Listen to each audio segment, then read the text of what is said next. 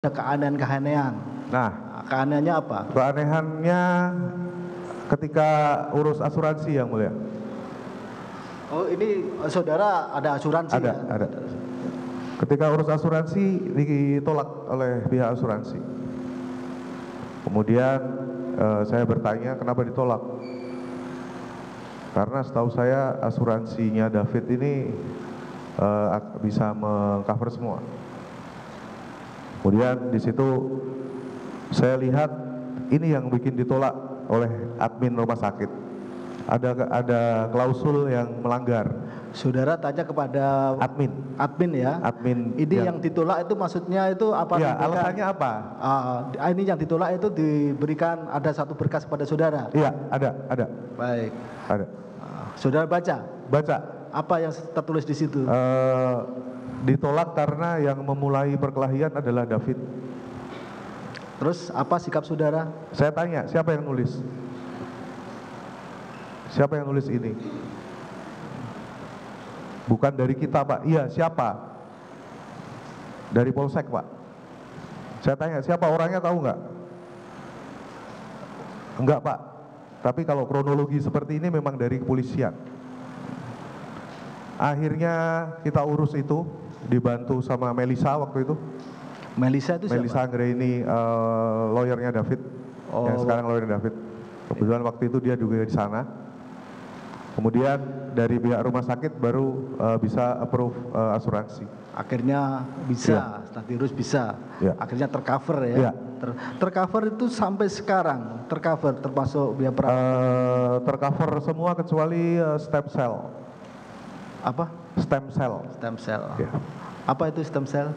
Jadi ada satu pengobatan yang dilakukan menyuntikkan sel puncak supaya membantu proses regenerasi. Oh ya. Dari syaraf-syaraf yang putus. Itu ya. Termasuk juga perawatan di rumah ini juga masih tercover. Perawatan di rumah ini di cover setengah. Di cover setengah. Ya. Ya. Baik.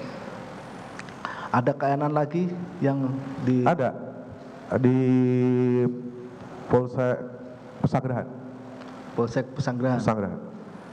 Di Polsek Pesanggerahan. Di Polsek Pesanggerahan. Tapi kan saudara tidak datang ke Polsek. Saya dapat informasi dan dapat informasi sangat valid dari saudara saya yang melapor. Saudara yang melapor itu siapa namanya? Rustam Hatala. Yang Hatala yang Ya, yang sedang ibadah haji. Ibadah haji. Ya. Apa yang disampaikan?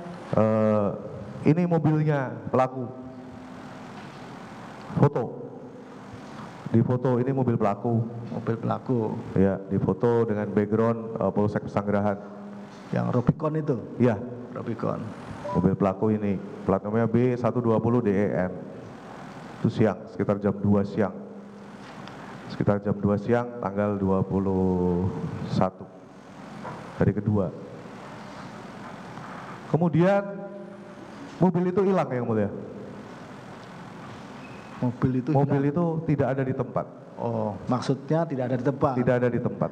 Terus ditanyakan? Kemudian Rustam cerita, saya tanya ke polisi di sini, katanya mobilnya baru dipakai untuk menjemput saksi. Saya marah.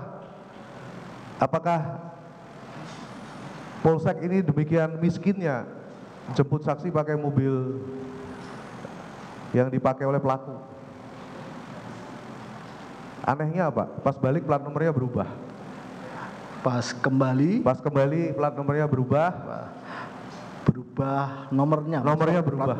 Saya nggak hafal, tapi yang belakang nomornya hurufnya PBP. Yang bilang berubah ya? Berubah. Akhirnya berubah. Siapa yang bawa? Yang bawa Agnes. Oh, anak Agnes. 15 tahun bisa nyetir. Ada lagi selain itu? Ya? Ada lagi? Ada lagi? Ada lagi.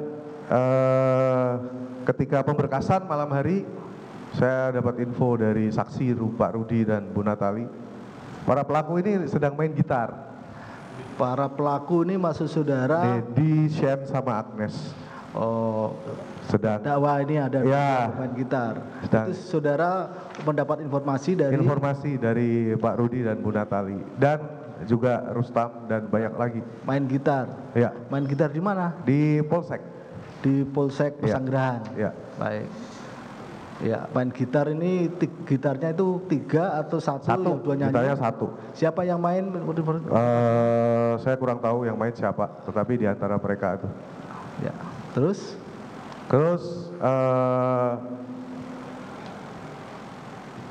yang aneh lagi adalah visum lama banget. Visum. baik. Saya kurang paham berapa lama, tetapi kayaknya kalau 3 hari terlalu lama. Ya, menurut saudara Ya. lama. Ya. Ya. Baik, karena itu 3 hari begitu ya? Ya. Baik. Pada hari itu udah langsung ada tuh rekam medisnya.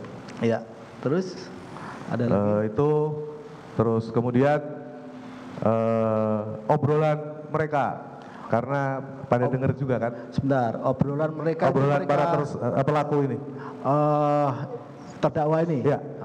Obrolan ini ya? Iya. Obrolan di mana? Obrolan di Polsek. Di Polsek? Ya. Obrolan ini saudara juga dapat info dari saksi. Dari saksi Ya. ini, maksudnya saksi ini siapa? Dari Pak Rudi dan Pak Bu Rudi, Natali, ya. Ya, sama Bu Natalia, ya.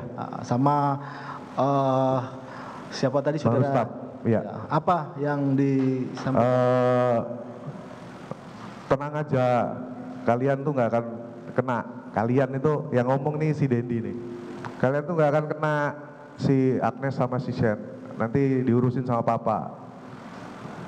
Aku aja paling cuma 2 tahun 8 bulan.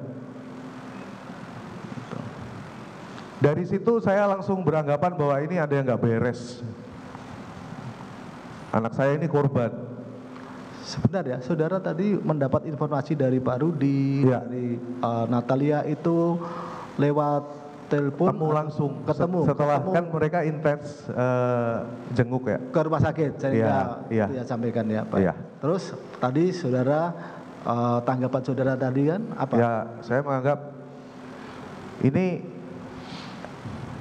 ada yang goblok-goblokin logika kita sebagai orang waras gitu. Dari rangkaian tadi, saya cuma ingin bilang bahwa sampai manapun ini akan saya lawan. Bahkan sampai ke Polres Jaksel, yang Kapolresnya sampai klarifikasi 2 kali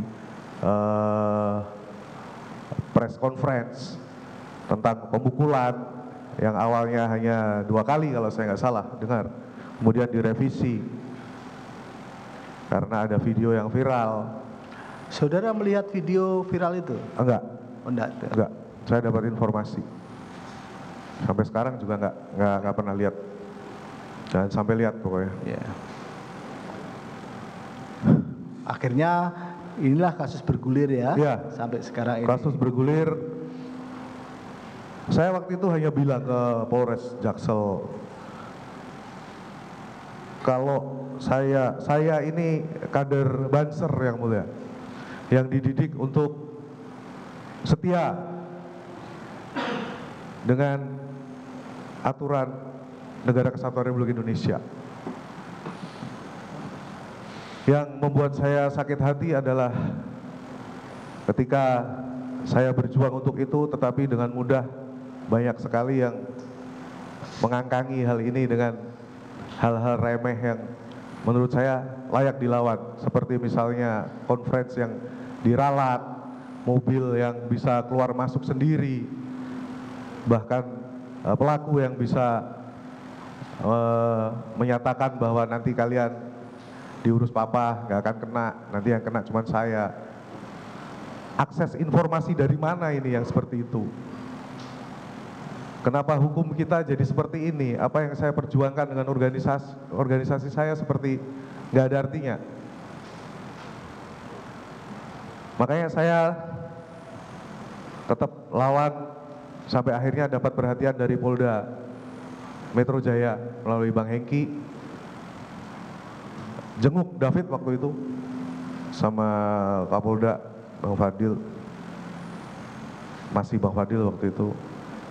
menyatakan bahwa kita sudah akan gelar perkara, kita sudah lihat CCTV, David harus segera sembuh, dan benar-benar membuat saya sedikit lega adalah ketika komitmen dari Polda Metro untuk mengawal kasus ini. Membuat saya sedikit lega, membuat saya punya harapan bahwa saya masih harus menghormati aturan hukum yang berlaku. Padahal hati kecil saya yang ada adalah mata balas mata. Minimal sama seperti apa yang dirasakan anak saya, yang sampai detik ini belum bisa mandi, belum bisa pakai celana. Oh, ini si anak Korban David belum bisa pakai celana? Belum bisa. Mandi harus dibantu? Mandi harus dibantu. Kita ada perawat home care 24 jam, ada fisioterapis yang selalu membantu sampai progres yang 8 menit ini, endurance-nya insya Allah akan terus meningkat. Itu ya. Ada pertanyaan? Ada pertanyaan?